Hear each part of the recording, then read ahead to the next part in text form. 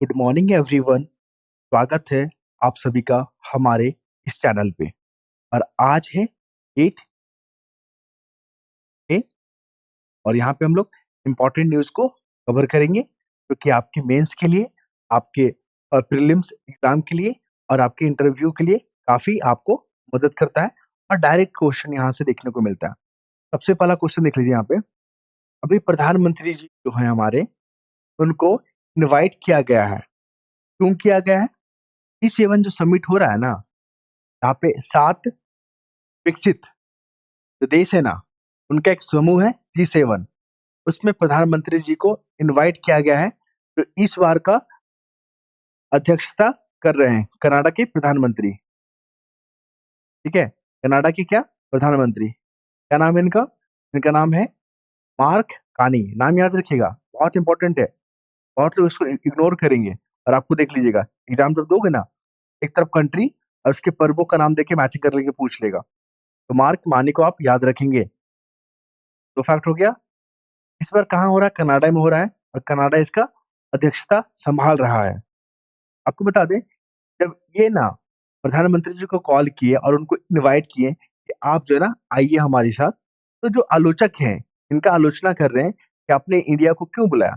इन्होंने तर्क दिया कि भारत जो है ना वर्ल्ड का फोर्थ, यहाँ पर फिफ्थ लिखा हुआ है कि फिफ्थ सबसे बड़ी अर्थव्यवस्था है, साथ ही पूरे विश्व में सबसे अधिक जनसंख्या है। तो इनको हम इग्नोर कैसे कर दें और इनको बुलाना सार्थक होगा। तो ये जो है ना तर्क दिए हैं। ये हो गया। साथ ही आपको बता दें, यहाँ पे इस जगह पे हो रहा है ना कनाडा का, उस जगह को याद रखिएगा। यहाँ पर देखने को मिलेगा कौन सा प्रांत तो था यहाँ पे, मैंने टिक करके रखा है अल्बर्ट प्रांत। देख रहे हैं ना, अल्बर्ट प्रांत। ये चीज हम लिख देते हैं यहाँ पे ताकि आपको ध्यान रहे, इसको इग्नोर नहीं करना है। कनाडा जो है ना सभी जान रहे होंगे, लेकिन अल्बर्टा प्रांत को बहुत कम लोग ध्यान रखेंगे। और आपको इसी को ध्यान रखना है। एग्जाम में बिहार पब्लिक सर्विस कमीशन ऐसे ही पूछ लेता है। उसके बाद हम लोग बात करेंगे यहाँ पे, इस बार के जो G7 जो समिट है, उसमें क्या महत्वपूर्ण मुद्दे हैं, किन मुद्दों को लेकर बातचीत होगा और भारत जो है ना इसमें किन मुद्दों पे पार्टिसिपेट करेगा। अगर आप देखोगे ना, तो एनर्जी सिक्योरिटी को लेकर, ऊर्जा सुरक्षा को लेकर, फिर यहाँ पर जो डिजिटल भविष्य है, मतलब डिजिटल जो अर्थव्यवस्था होता है या डिजिटल जो तकनीक है, वो हमारे अर्थव्यवस्था को कैसे फायदा पहुंचाएगा, कैसे भविष्य में इसका आकार होगा, इस पे बातचीत होगा। तो विकासशील देशों के जो बुनियादी ढांचे हैं ना, उसको मजबूत करने को लेकर यहाँ पे बातचीत बातचीत होगा। फिर जो महत्वपूर्ण खनिज होते हैं, है ना, तो उस पे बातचीत होगा। ये तमाम मुद्दे हैं। मेंस में यही यही पूछता है कि G7 जो ग्रुप है, वो हाल में जो है ना इन मुद्दों को लेकर अभी बैठक किया था कनाडा में। तो इन मुद्दों को लेकर यहाँ पे बातचीत हुआ है, ध्यान रखेंगे। आई होप आप लोग को अच्छे से समझ में आ रहा होगा कैसे एग्जाम में क्वेश्चन पूछा जाता है, कैसे हम अपने टॉपिक को कवर करेंगे। सेकंड आते हैं यहाँ पे। देखिए, न्यायपालिका जो है ना, हर बार आपको न्यूज़पेपर में, चाहे कोई भी न्यूज़पेपर फॉलो करते हो, चाहे the Hindu, Indian express, times of India, Jansatta, Dainik Jagran, Hindustan, जितने भी न्यूज़पेपर है वहाँ पे न्यायपालिका क्या, न्यायपालिका को लेकर टॉपिक दिया हुआ रहता है। और इम्पोर्टेंट भी है क्योंकि न्यायपालिका की जो भूमिका है, जो काम है ना महत्वपूर्ण, वो है हमारा फंडामेंटल राइट को क्या करना, प्रोटेक्ट करना। और क्या है, हमारा जो कॉन्स्टिट्यूशन है, हमारा जो संविधान है, उसको प्रोटेक्ट करना। फिर जो शासन के जो 3 अंग हैं, जुडिशियरी हो गया, एग्जीक्यूटिव हो गया, और जो कानून बनाता है उसको क्या बोलते हैं, विधायिका बोलते हैं, लेजिस्लेटिव। अगर मान लीजिए एग्जीक्यूटिव और लेजिस्लेटिव अपने कर्तव्यों का निर्वाह नहीं करता है ना, तो वहाँ पे जुडिशियरी क्या करता है, हस्तक्षेप करता है। तो इसको भी ध्यान रखिएगा। इसलिए न्यायपालिका हमारे लिए क्या होता है, इंपॉर्टेंट होता है। अभी न्यूज़ में क्या है, क्यों है यहाँ पे, जो होता है ना कॉलेजियम प्रणाली, कॉलेजियम यहाँ पर लिख देते हैं प्रणाली, ये इंपॉर्टेंट है क्योंकि Bihar public service commission UPPCS का मेंस का क्वेश्चन देखोगे ना, तो कॉलेजियम प्रणाली को लेकर क्वेश्चन पूछा गया है। और 70 जो मेंस हुआ इस बार यूपीएससी का, उसमें ये क्वेश्चन पूछ लिया, कॉलेजियम प्रणाली से आप क्या समझते हैं। ठीक है, और कॉलेजियम प्रणाली अभी आलोचना के केंद्र में क्यों है, इसका आलोचना क्यों हो रहा है, इस पे अपना टिप्पणी करें। तो कॉलेजियम प्रणाली आपको पता ही है, यहाँ पे जो है ना सुप्रीम कोर्ट और हाई कोर्ट के जजों का अपॉइंटमेंट होता है। जो कॉलेजियम प्रणाली जिस नाम का सिफारिश कर दी है, ठीक है? तो वहाँ पे जो है ना उसको फिर क्या करती है, राष्ट्रपति उस नाम को अपॉइंट कर देती है कि हाँ, आप सुप्रीम कोर्ट के जज हैं, आप हाई कोर्ट के जज हैं। ट्रांसफर का भी काम कौन करते हैं? कॉलेजियम सिस्टम, कि कौन से जज को किस राज्य में भेजना है, ये भी कॉलेजियम प्रणाली है। तो अभी इसका आलोचना हो रहा है कॉलेजियम सिस्टम का, इसमें जो है ना भाई-भतीजावाद, अंकल कल्चर, भ्रष्टाचार, कदाचार, पारदर्शिता का अभाव, ये सब तमाम चैलेंजेस देखने को मिल रहा है कॉलेजियम प्रणाली को लेकर। लेकिन फिर भी सकारात्मक बात ये है ना कि कॉलेजियम प्रणाली जो है ना, ये न्यायपालिका की जो स्वायत्तता है, जो ऑटोनॉमी है, उसको मेंटेन करता है। ये देखिए यहाँ पे लिखा हुआ है, कार्यपालिका, यहाँ पे देखिए अ, देखिए हाँ,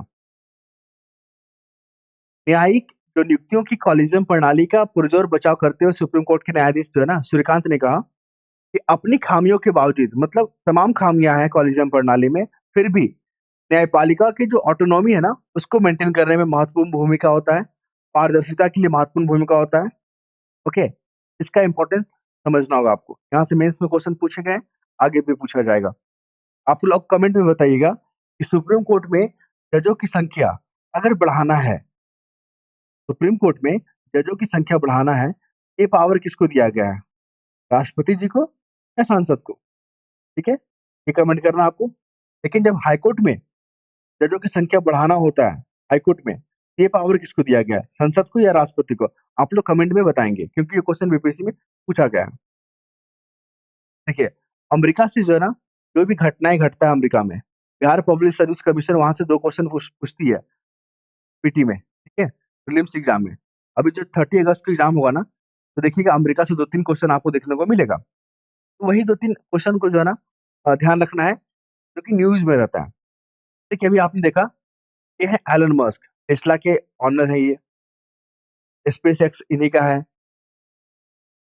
तो यहाँ पे इम्पोर्टेंट क्या है, जब ये पूरा आर्टिकल पढ़ेंगे ना आप, अभी आपने देखा कि जो ट्रम्प प्रशासन है, उसमें एक डिपार्टमेंट था, दक्षता विभाग। ये देखिए यहाँ पे लिखा हुआ है, दक्षता विभाग, है ना? तो उसके हेड कौन थे? एलन मस्क, है ना? ट्रम्प प्रशासन के अंतर्गत एक डिपार्टमेंट था, दक्षता विभाग, जिसके प्रमुख कौन थे? Elon Musk. लेकिन इन्होंने इस्तीफा दे दिया। तो ये दक्षता विभाग को याद रखिएगा, एग्जाम में क्वेश्चन यहीं से पूछेगा आपसे। तीसरा क्या है? इस्तीफा क्यों दे दिया? इसके पीछे का कारण अगर आप जानोगे तो देखिए, ये है पेंटागन योजना। ये पेंटागन योजना है क्या? मान लीजिए चाइना के साथ संभावित अगर युद्ध होता है भविष्य में, तो उसकी कार्य योजना क्या है अमेरिका की? इसी को पेंटागन योजना नाम दिया गया है। दिक्कत क्या हो गया? जब एलन मस्क राष्ट्रपति जी से पूछे कि जब चाइना से प्रॉब्लम होगा, हमारा डिस्प्यूट होगा या युद्ध जैसी स्थिति बनेगा, तो अमेरिका कैसे निपटेगा? पेंटागन योजना के बारे में बताएँ। इन्होंने इन्फॉर्मेशन देने से मना कर दिया और ये फिर क्या किए? रिज़ाइन दे दिए अपने पोस्ट से। ये हो गया, ध्यान रखिएगा। तो ध्यान रखना क्या है? एक तो दक्षता विभाग और ये पेंटागन योजना, ओके? उसके बाद एक थर्ड चीज़ याद रखिएगा, गोल्डन डोम, गोल्डन डोम, ये क्या है? ये जो है ना सैटेलाइट आधारित सुरक्षा प्रणाली है। मान लीजिए कल के दिन कोई देश हमला करता है अमेरिका पे, मिसाइल वगैरह, तो उस मिसाइल को रोकने के लिए ना सैटेलाइट में हम अपने सिस्टम को क्या कर रहे हैं? स्थापित कर रहे हैं, उसको रोकने के लिए। इसी को गोल्डन डोम नाम दिया गया है, इसको आप ध्यान रखेंगे, इम्पोर्टेंट फैक्ट है। आपसे ऐसे ही क्वेश्चन पूछेगा, गोल्डन डोम जो है ना सुर्खियों में रहा था, किस देश से जुड़ा हुआ है? सबसे पहला ऑप्शन दे देगा रसिया, वहाँ पर दे देगा यूक्रेन, वहाँ पर दे देगा इज़राइल और फोर्थ में देगा अमेरिका, क्योंकि तीनों देश अभी लड़ाई चल रहा है। तो अमेरिका को जो लोग पढ़ेंगे ना, वही लोग टिक मारेंगे, ध्यान रखिएगा। अब हम लोग बात करेंगे यहाँ पे, हमारे जो विपक्ष हैं, उन्होंने बोला कि जो पाकिस्तान को अलग-थलग करने की जो भारत की रणनीति है, वो विफल रहा है। इसके पीछे उन्होंने तर्क दिया है। तो आपको बता दें यहाँ से जो ना भारत की जो विदेश नीति है, भारत की जो कूटनीतिक है, वो कितने हद तक सफल हुआ पाकिस्तान को अलग-थलग करने में, अपना अपना कमेंट करें, ठीक है? या चर्चा करें। तो आपको बता दें, यहाँ पे जो विपक्ष है ना, उन्होंने आरोप लगाया कि भारत की जो अलग-थलग करने की जो नीति है पाकिस्तान को लेकर, वो सफल नहीं रहा, क्योंकि पाकिस्तान को सपोर्ट में देख लीजिए, रसिया ने कहा कि पाकिस्तान में हम क्या लगाएँगे? इस्पात प्लांट लगाएँगे, ठीक है? चाइना ने यहाँ पे सपोर्ट किया है कि इसको जो ना लड़ाकू विमान 40 A-35 लड़ाकू विमान देंगे। ये जो यहाँ पे अज़रबैजान है, उसने कहा कि 40 हम 17 F लड़ाकू विमान इसको भी देंगे हम। अज़रबैजान भी दे रहा है, चाइना भी दे रहा है, रसिया, ठीक है? आईएमएफ देख लीजिए, आईएमएफ ने ना $1 अरब का तत्काल राहत दिया। वर्ल्ड बैंक भी बोल रहा है कि हम $40 अरब खर्च करेंगे पाकिस्तान में, तो वहाँ पे इंफ्रास्ट्रक्चर को डेवलप करने के लिए। फिर देख लीजिए, यूएई और यहाँ पे कुवैत, इन्होंने जो है ना अपने जो वीज़ा नियम होता है, उसमें ढील दिया ताकि पाकिस्तान वहाँ पे आ सके, जा सके। फिर चीनी का जो संगठन है, चीनी अंतर्राष्ट्रीय मध्यस्थता संगठन, उसमें जो है ना पाकिस्तान को शामिल कर लिया। तो यहाँ पे विपक्ष कहना चाह रहे हैं कि भारत की जो विदेश नीति है, क्या वो विफल हो गई? क्या विदेश नीति जो है पाकिस्तान को लेकर सफल नहीं हो पाया? तो यहाँ पे सुझाव भी दिए हैं कि जो नीतियाँ हैं ना, भारत की जो विदेश नीति है या कूटनीतिक नीति कह लीजिए या डिप्लोमेसी की कह लीजिए, उसको अब जो है ना वर्तमान सिनेरियो में ध्यान में रखते हुए अपने नियमों में, अपने नीतियों में चेंज करने की ज़रूरत है। क्योंकि एशियन डेवलपमेंट बैंक भी जो ना पाकिस्तान को क्या कर रही है, लोन वगैरह दे रही है। तो आप देख रहे हैं ना, यहाँ पे भारत की कूटनीतिक और जो योजनाएँ हैं, उसमें चेंज करने की ज़रूरत है, ताकि भारत की जो प्रयास है, पाकिस्तान को अलग-थलग करना, ठीक है? उसमें सफलता प्राप्त कर सके। नेक्स्ट मूव करें यहाँ पे, अभी जो है ना, वित्त आयोग के बारे में बात किया गया। 16वाँ वित्त आयोग, अब इससे ठीक है? 16वाँ वित्त आयोग, इसको अपॉइंट कौन करते हैं? पहला फैक्ट याद रखिएगा, राष्ट्रपति। ये क्वेश्चन पूछा गया है, ठीक है? क्या ये कॉन्स्टिट्यूशनल बॉडी है? जी हाँ, आर्टिकल 280, इसको भी आप याद रखेंगे। इसके प्रमुख कौन है अभी 16वें वित्त आयोग के? अरविंद बनगड़िया,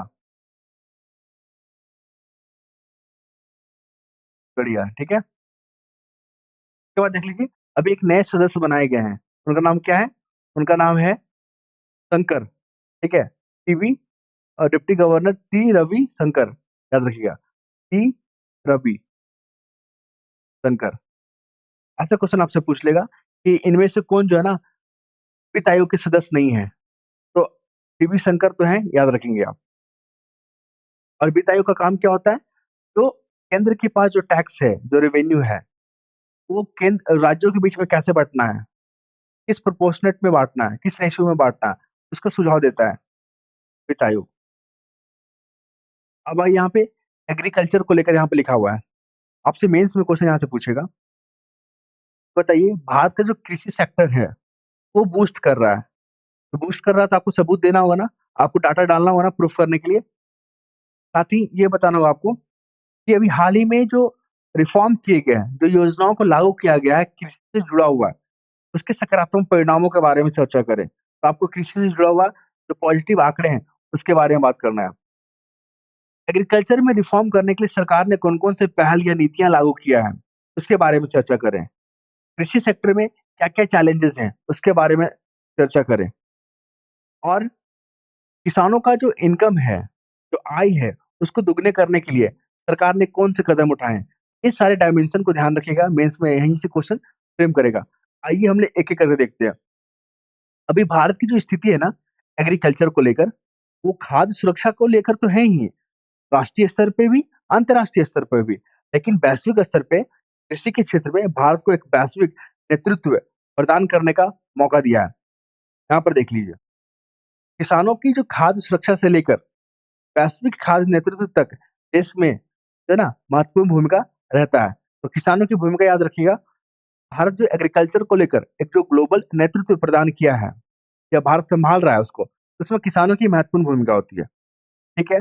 अभी आप देखोगे ना, तो एग्रीकल्चर में क्या सकारात्मक परिणाम आया हुआ है। तो जो बजट था 2013-14 में, वो लगभग जो था ना 27,663 करोड़ रुपए था। लेकिन अभी आप देखोगे 2024-25 में, ये बढ़कर कितना हो गया? 1,37,664 करोड़ रुपया हो गया। तो बजट बढ़ गया ना? दूसरा देख लीजिए यहाँ पे, तो एमएसपी था। नहीं, जो खदान था, भारत का जो खदान था ना, वो 2013-14 में कितना था? 26.5 करोड़ टन था। अब ये बढ़कर कितना हो गया? ये बढ़कर हो गया 34.74 करोड़ टन। तो आप देख रहे हैं ना, ये डाटा डालना होगा आपको कि भारत ने एग्रीकल्चर में क्या प्रगति की है, ये बताना होगा आपको। अब हम लोग देख लेते हैं यहाँ पे कि भारत सरकार ने किसानों के बेहतरी के लिए कौन-कौन सा स्कीम चला रखा है। एमएसपी के बारे में आप चर्चा करेंगे। कहीं भी एक किसान से जुड़ा हुआ मुद्दा आता है ना, तो एमएसपी के बारे में चर्चा कीजिए। पीएम किसान योजना के बारे में बात करेंगे आप। फिर आप यहाँ पे बात क्या करोगे यहाँ पे? यहाँ पे बात करोगे, पीएम किसान हो गया, किसान क्रेडिट कार्ड के बारे में बात करोगे यहाँ पे। ये सब नीतियों के कारण भारत जो है ना, आज इस आंकड़े को प्राप्त कर पाया है। ओके? साथ में आप ये ध्यान रखेंगे कि सरकार का दृष्टिकोण क्या है? आधुनिक सिंचाई प्रणाली, ऋण पहुँच, डिजिटल बाजार, कृषि प्रौद्योगिकी, नवाचारों पर केंद्रित हो। मतलब किसान में जो है ना, इन तमाम टेक्निकों का हम लोग क्या करेंगे? यूज़ करेंगे।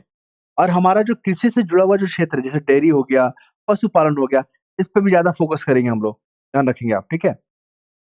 अब हम लोग बात करेंगे इंटरनेशनल रिलेशन में रसिया यूक्रेन के बीच में युद्ध चल रहा है अभी। यूक्रेन के कुछ क्षेत्रों को याद रखिएगा जो न्यूज़ में है, जैसे खार्किव, खार्किव। वहाँ पे क्या ऑप्शन लिख देगा? खार्किव जो है ना जो क्षेत्र है, किस देश से जुड़ा हुआ?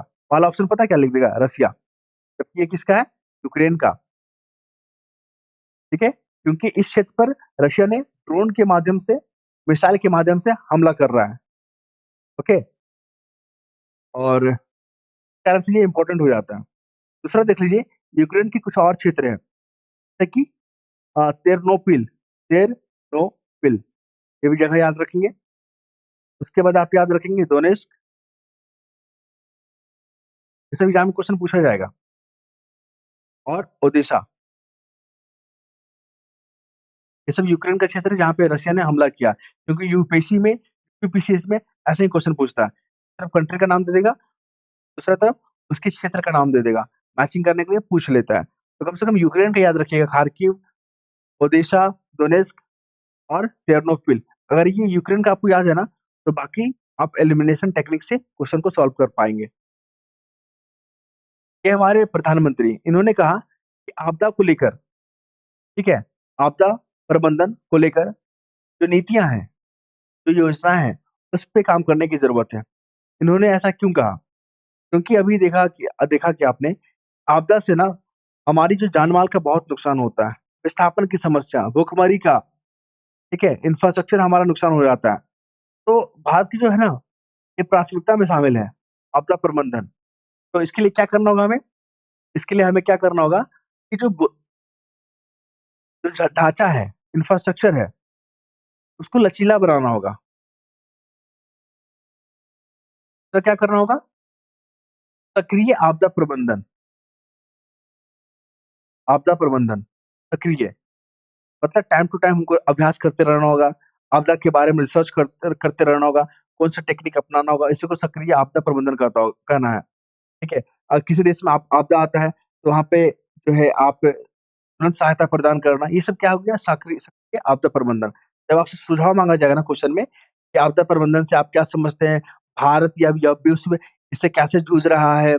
और इससे निपटने के लिए क्या सुझाव होने चाहिए? तो आपको वहाँ पे सक्रिय आपदा प्रबंधन और लचीले बुनियादी ढांचे 2 पॉइंट 3 पॉइंट करके आपको वहाँ पे लिखना होता है। अभी जो है ना, ये जो तूफान है न्यूज़ में चला हुआ है, ध्यान रखिएगा। जैसे कि भारत और बांग्लादेश में रेमेल, ये क्या है?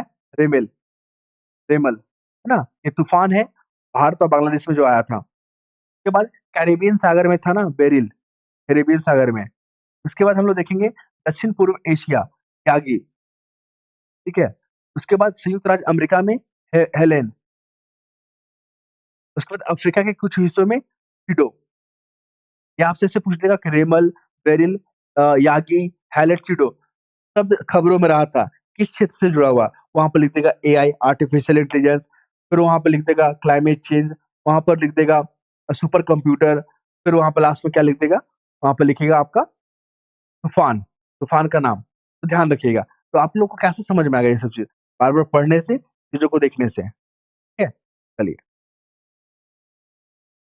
तो हम बात करेंगे यहाँ पे टीप फेक को लेकर। मेंस में यहाँ से क्वेश्चन साइंस एंड टेक में पूछता है कि भारत जो है ना टेक्नोलॉजी के क्षेत्र में आगे बढ़ रहा है। भारत जो है ना टेक्नोलॉजी का अनेक क्षेत्रों में क्या कर रहा है, इसका यूज़ कर रहा है। चाहे एजुकेशन का हो, हेल्थ का हो, बैंकिंग हो, गवर्नेंस हो, ओके? तमाम क्षेत्रों में कर रहा है। लेकिन फिर भी कुछ चुनौती है। तो चैलेंजेज़ में आप डीप फेक के बारे में बात करोगे। डीप फेक, देखिए डीप फेक क्या होता है? इसका शिकार जो है ना अमिताभ बच्चन, रश्मिका मंदाना, सचिन तेंदुलकर, यहाँ तक कि हमारे गृह मंत्री भी शिकार हुए थे। डीप फेक में क्या होता है? हूबहू जैसा इमेज है ना, वैसा ही बना देता है, ठीक है? और एडिटिंग के माध्यम से उसमें जो है ना मशीन लर्निंग का यूज़ होता है, कंप्यूटर का यूज़ होता है और प्रोग्रामिंग का यूज़ होता है।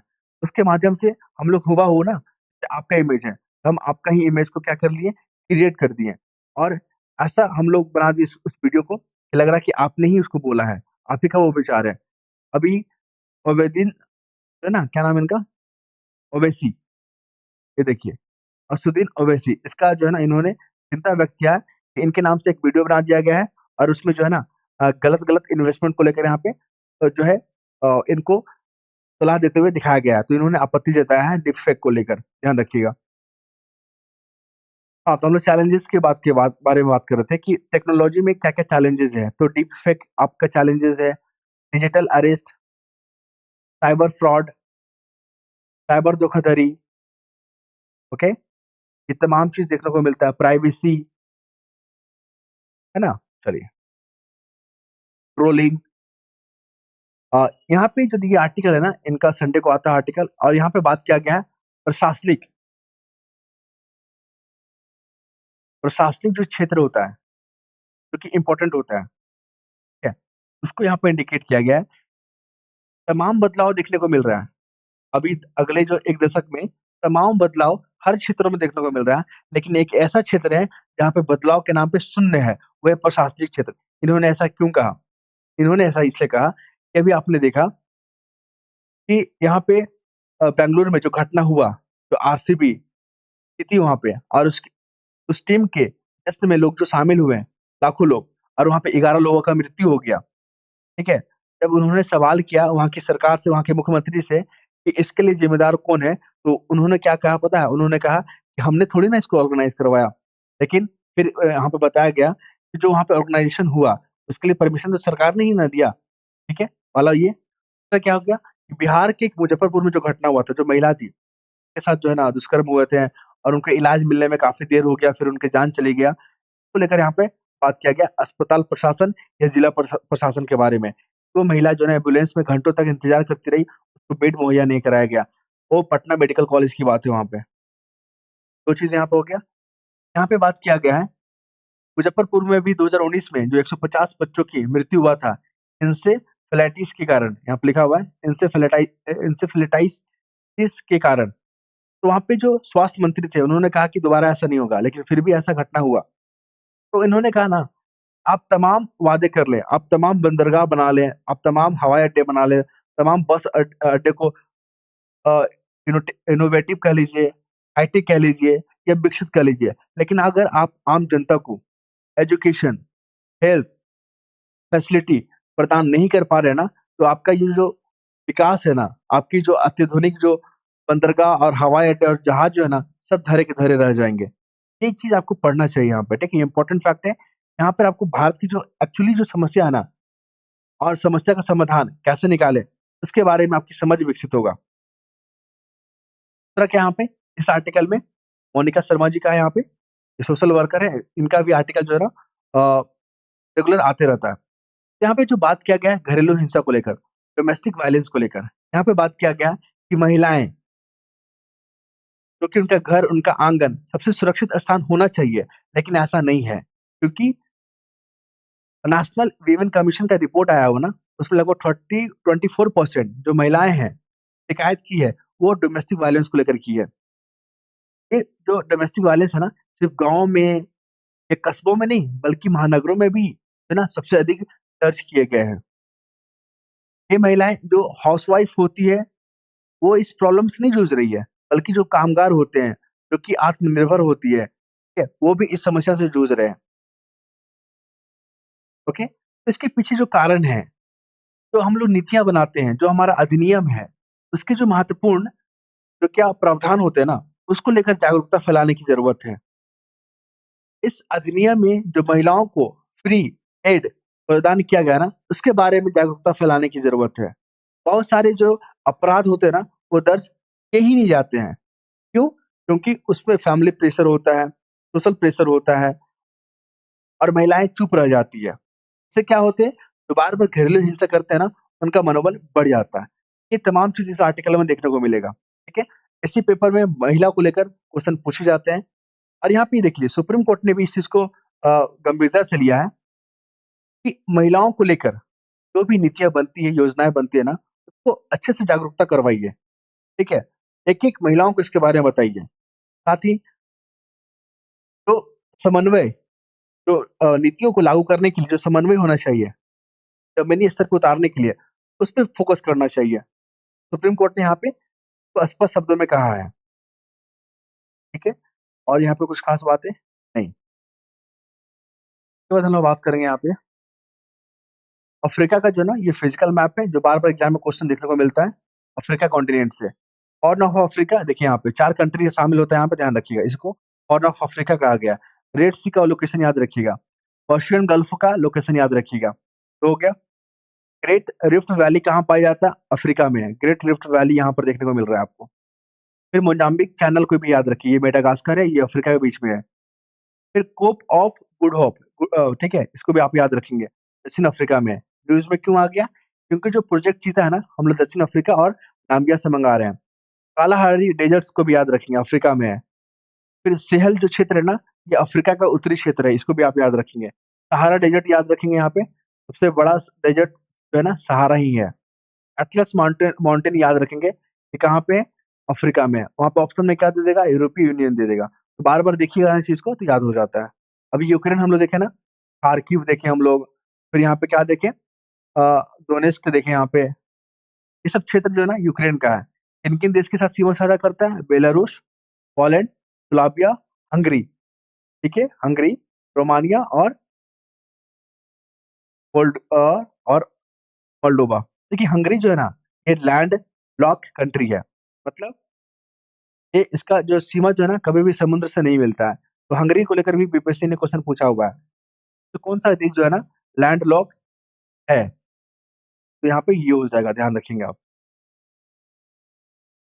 अब हम लोग बात करेंगे यहाँ पे ब्लैक सी को जो है ना कौन-कौन सीमा साझा करता है? रसिया करता है। तो देखिए वेरी इंपोर्टेंट क्वेश्चन है। ब्लैक सी को लेकर बीपीएससी का 71 में क्वेश्चन में जो एग्ज़ाम होगा ना, उसमें ब्लैक सी को लेकर क्वेश्चन पूछेगा। मोल्डोवा और रोमानिया, माफ़ कीजिएगा, रोमानिया है, रसिया है और यूक्रेन है। और ये वेरी इंपोर्टेंट क्वेश्चन है। और ये पीडीएफ आपको हमारे टेलीग्राम चैनल पे लिंक मिल जाएगा। टेलीग्राम का लिंक जो है हमारे कमेंट बॉक्स में मिल जाएगा। तो जो लोग जुड़ना चाहते हैं ना, बिल्कुल मुफ़्त है, सकते हैं। लेकिन हाँ, एक कोर्स जो है ना हमारा, जो प्रोग्राम है ना, वो पेड वाला है। उसके बारे में हम लोग वीडियो के अंत में बात करेंगे। पहले इम्पोर्टेंट चीज़ को कर लेते हैं। वो भी इम्पोर्टेंट है, लेकिन सबसे इम्पोर्टेंट हमारा ये है। मेडिटेरियन सी जो है ना, किन-किन देश के साथ सीमा साझा करता है? इजिप्ट, इज़राइल और लेबनान। ये क्वेश्चन यूपीएससी में यूपी में भर-भर के पूछा है। इज़राइल जो है ना, किन-किन देश के साथ सीमा साझा करता है? इजिप्ट, जॉर्डन, सीरिया और लेबनान। ये भी बीपीएससी ने क्वेश्चन बहुत पूछा है। अभी अफ़गानिस्तान और पाकिस्तान और भारत न्यूज़ में चल रहा है, ऑपरेशन सिंदूर के कारण। तो पाकिस्तान को लेकर तो क्वेश्चन मुझे कम लग रहा है चांसेस पूछेगा, लेकिन अफ़गानिस्तान को लेकर क्वेश्चन पूछे भी गए हैं और इसी को पूछेगा इस बार। चाइना के साथ बाउंड्री शेयर करता है, भारत के साथ करता है, तजाकिस्तान के साथ, अज़रबैजान के साथ, माफ़ कीजिएगा अज़रबैजान नहीं, उज़्बेकिस्तान के साथ, तुर्कमेनिस्तान के साथ, ईरान के साथ और पाकिस्तान के साथ। कुल 7 मेंबर के साथ सीमा साझा करता है। एक बार फिर से पढ़ देते हैं, ईरान, पाकिस्तान और Bharat, China, Tajikistan, Uzbekistan, Turkmenistan. Golden crescent और गोल्डन ट्रायंगल ये अफ़ीम वाला एरिया है। गोल्डन क्रिसेंट में ईरान आता है, अफ़गानिस्तान आता है, पाकिस्तान आता है। ऑपरेशन सिंदूर के कारण न्यूज़ में ये क्वेश्चन पूछे जाने की संभावना है। मैंने इसलिए बार-बार इसको कंसीडर कर रहे हैं। देखिए ज़्यादा कुछ नहीं पढ़ना होता है। आप एक लिमिटेड टॉपिक को ना बार-बार पढ़िएगा ना, तो ऑप्शन एलिमिनेशन की तकनीक से आप क्वेश्चन के आंसर तक पहुँच जाइएगा, ठीक है? मैंने भी इस टेक्निक का बहुत यूज़ करता था और उसी के माध्यम से प्रीलिम्स जो है ना निकलता था। क्योंकि सब कुछ याद रखना पॉसिबल नहीं होता। गोल्डन ट्रायंगल की अगर बात करें ना, वियतनाम, लाओस, थाईलैंड, बर्मा, ये भी याद रखेंगे, गोल्डन ट्रायंगल। कोल वाला एरिया याद रखिए भारत में, जैसे कि अपना बोकारो झरिया झारखंड में हो गया, रानीगंज अपना वेस्ट बंगाल में हो गया, कोरबा छत्तीसगढ़ में हो गया, है ना? फिर यहाँ पे आप देख रहे हो सिगरौली मध्य प्रदेश में हो गया, इम्पोर्टेंट फैक्ट है। यहाँ पे याद रखिएगा जो साउथ में जो पहाड़ है, जैसे कि यहाँ पे आप देख रहे हो टोडाबेटा, और नीचे क्या है? उसके नीचे है आपका टोडाबेटा के नीचे क्या है? ऊपर में क्या है? नीलगिरी, नीलगिरी के बाद टोडाबेटा, अनायमुडी और कार्डेमम।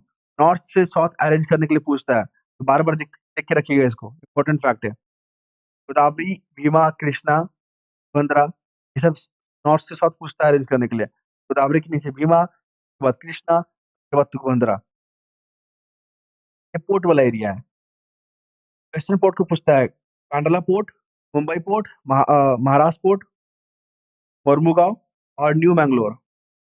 ये किन-किन राज्य में है देख लीजिएगा। कोलकाता पूछता है, पारादीप उड़ीसा में है, विशाखापट्टनम आंध्र प्रदेश में है, चेन्नई और इन्नौर तमिलनाडु में है, कोरन तमिलनाडु में है, पोर्ट ब्लेयर अंडमान निकोबार में है।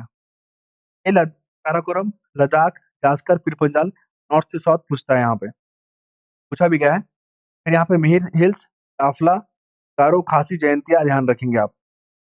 अभी मेघालय न्यूज़ में चल रहा है ना, एक तो वहाँ पे मर्डर हो गया है। इस तरह से यहाँ पे देखिए न्यूज़ बना हुआ है, मणिपुर भी न्यूज़ में बना हुआ है। ट्रॉपिक ऑफ कैंसर 8 राज्यों से पास करता है।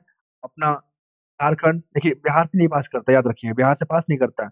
छत्तीसगढ़, वेस्ट बंगाल, मिज़ोरम, त्रिपुरा, फिर यहाँ पे मध्य प्रदेश, फिर यहाँ पे राजस्थान, गुजरात, कुल 8 राज्यों से पास करता है। इंडस रिवर इम्पोर्टेंट है, 1960 में हुआ था ना, भारत और पाकिस्तान के बीच में। उसके ट्रिब्यूटरी को याद रखिए, क्वेश्चन पूछ लेगा इस बार। मणिपुर अभी न्यूज़ में है, मेघालय अभी न्यूज़ में चल रहा है ना, मर्डर को लेकर। मणिपुर वहाँ पे लॉ एंड ऑर्डर को लेकर। तो तमाम राज्य के साथ देखिए किस राज्यों के साथ सीमा साझा करता है।